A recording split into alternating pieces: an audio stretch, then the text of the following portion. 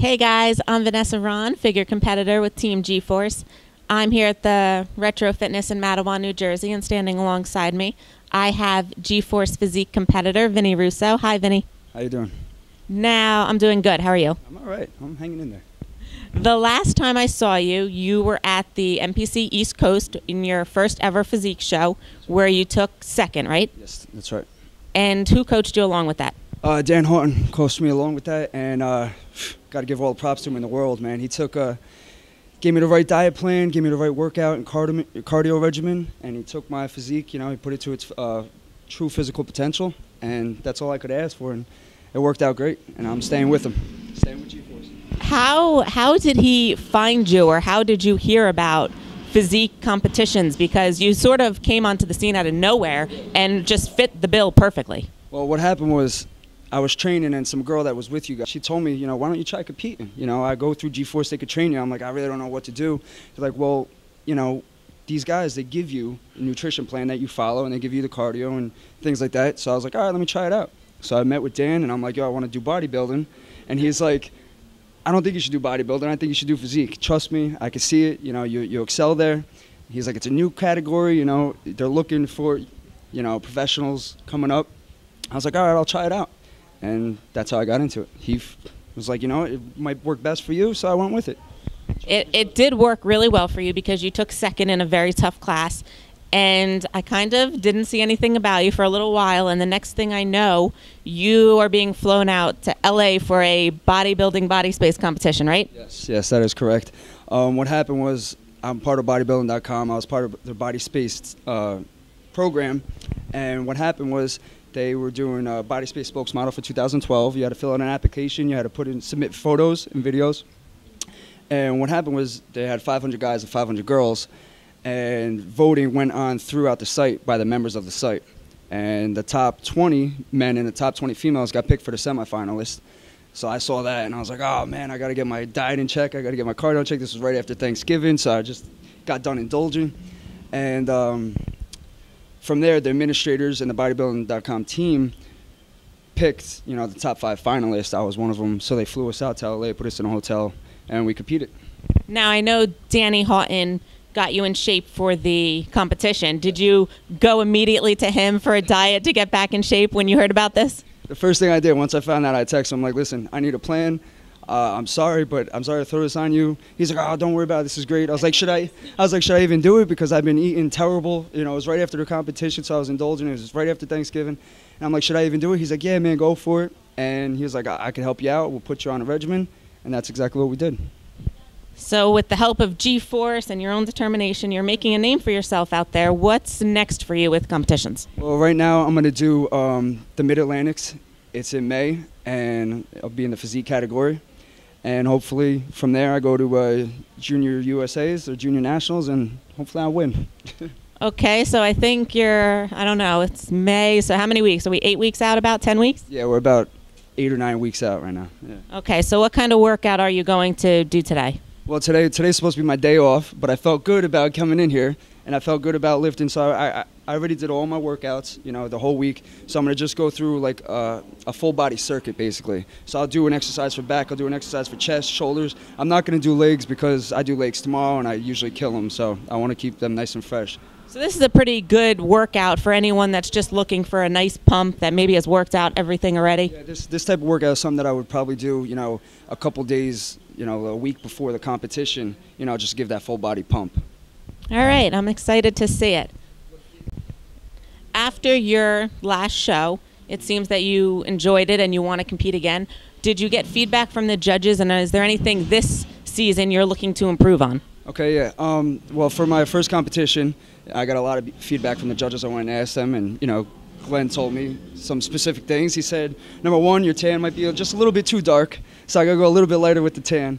But also, not to be as big. Physique's more of athletic fit. It's not that big stocky. So I'm not trying to, push a lot of weight. I'm in there just stimulating the muscles now. I changed up my workout to make sure that I fit this category. So are you doing more reps with a little bit less weight? I do more pausing at peak contraction points. I do more just focus on stimulating more than the amount of weight I push. So I still stay in the 8 to 12 rep range, but You know, like if I'm doing incline dumbbell press, I'll squeeze, hold it, you know, things like that. Gotcha. So now that your off season is pretty much done because you're about 8 weeks out from your show, how involved was Danny Houghton with your off season diet, and what were the changes that he basically made now that it's contest time? Oh, well, basically what happened was I told him, I text him every day. I basically ask him questions about everything. You know, I bug him with questions, and he always answers back, and he always gives me feedback. But what we did in the off season was he's like, we had to find a maintenance level for carbs. So I was around 200 grams, and I tried staying there day in, day out. I still ate the same food. You know, I would give myself a cheat day. On Saturdays would be my cheat day. You know, I'd have a cheat meal at night. I'd go out to eat. And but now coming down to the 8-week period, it's got to be completely strict, no cheat meals, you know, cardio 5 times a week. And the meals, basically, I'm going to do a carb cycling. So I'll do a high carb day, a moderate, and a low day, and I'll just keep rotating like that. How often do you go in to see Danny in person, and what is his feedback typically? Well, I usually go about every weekend to go see him. I take the ride down and see him, and, you know, he gives me the look. He stands there. That's the look. He stands there like this. That's the look. And last time he saw me, he said, "Oh, yeah, you put on a little bit, but, you know, that's expected." But usually it's always a positive feedback. He's like, "All right, your back looks great. You know, maybe lay off it because it's too big." You know, or like, "Yeah, stand like this. You know, put that chest out. You know, you have a good chest." So he's always giving me positive feedback, and I just take it. I take it. So it's critical, but it's motivating at the same time. Exactly. So, Vinny, I know that you were an athlete when you were younger and you played tons of sports, but I always try to, you know, mention to my female friend athletes that this sport is unlike anything you've ever competed in. Would you agree? Oh, definitely. See, like when I was growing up, my father trained me for football and baseball, and that's what basically got me involved in everything. You know, he had me in the weight room doing basic power lifts and had me speed training, you know, and that's what got me started with all this training and gave me my determination and willpower. But when you're training for a show, when you have to keep that strict of a diet, you have to make sure that you hit every body part. And I mean, it's a lot different than training for, let's say, training for football, where, you know, you could go in there, you do your squats, you know, you do your sprints, you get your endurance. Yeah, and you get to eat pasta, you know, and you can eat it right after, and you feel energized. And, you know, you got to push yourself here. Like, I know a couple weeks out, man, I don't even want to be in the gym. I'm burnt out, you know, my body's drained of energy, and you just got to push through it. And it's a lot tougher mentally to deal with it than it is, you know, training for another sport.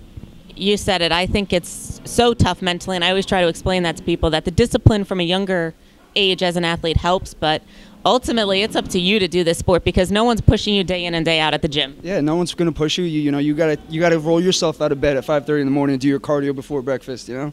It's no one else. I mean, you got to set your alarm. You got to push yourself. I mean, when you're playing a sport, you know, you have a team. You have a team there to motivate you. You have your coaches to tell you what to do. I mean, here I have my coach Dan. He tells me what to do, but it still takes me to go out and do it, you know? So it's up to me. So just as difficult as it is to, you know, kind of be your own self-motivator, do you find the reward that much greater when your goal is accomplished? Because it kind of is, you know, you and your coach, that's it. Yeah, no, it's definitely, it's kind of like being in there in a boxing ring. I mean, it's one-on-one, you know, and that's the way I see it when I'm going out there. It's like, it's me versus these other competitors, and if I fail, then it's on me. I'm the only person to blame. So that's how I feel. It's like, who did their homework at the end of the night, and that's going to come out on top. What are your ultimate goals to accomplish at the end of this season?